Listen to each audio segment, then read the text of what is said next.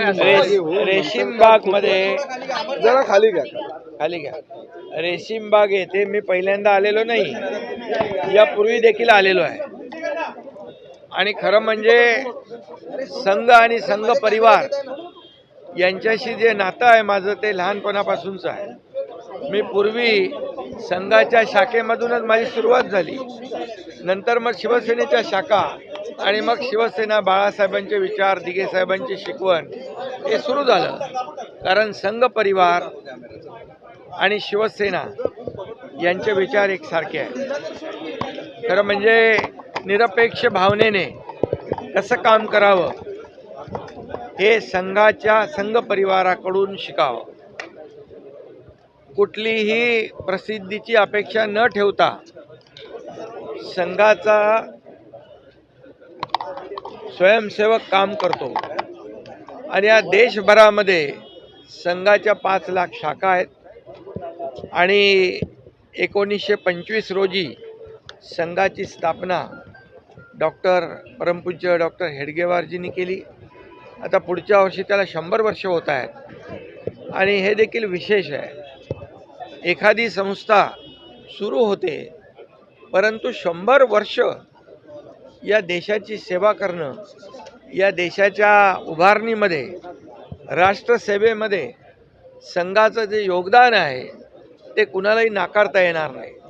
आणि म्हणून संघाची शिकवण जी आहे जोडणारी आहे, तोडणारी नाही.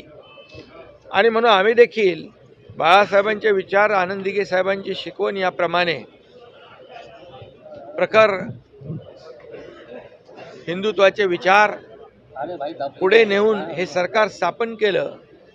आणि 80% समाजकारण, 20% राजकारण गेल्या 2.5 वर्षामध्ये आपण पाहिलं. हे सर्वसामान्यांसाठी सरकार बाळासाहेबांच्या विचारांचं, आणि आमच्यासोबत देवेंद्रजी सुरुवातीला होते, नंतर अजितदादा, आणि हे जे काही सरकारमध्ये आम्ही काम केलं 2.5 वर्ष, हे सर्वसामान्यांसाठी केलं. कुठलाही स्वार्थभाव न ठेवता मला काय मिळेल, आम्हाला काय मिळेल, यापेक्षा महाराष्ट्राला काय मिळेल, या महाराष्ट्रातल्या जनतेला काय मिळेल, हे आम्ही 2.5 वर्षामध्ये या महाराष्ट्राला दाखवून दिलं. आणि म्हणून त्याची पोचपावती म्हणून या निवडणुकीमध्ये प्रचंड यश, लँडस्लाईड विक्ट्री, लोकांनी लँडस्लाईड मॅन्डेट जनतेने दिलं.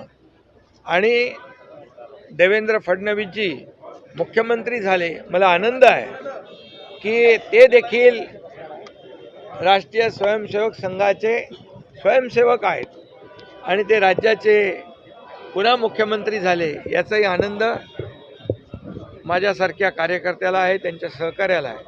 आणि म्हणून या ठिकाणी आल्यानंतर एक येणाऱ्याला प्रेरणा मिळते, ऊर्जा मिळते आणि पुढचं काम करण्यासाठी अधिक बळ मिळतं. आणि म्हणून इथं जो खऱ्या अर्थाने समाजसेवा करणारा आहे निरपेक्ष भावनेने, त्याने जरूर एकदा तरी यावं आणि इथून प्रेरणा घेऊन जावी.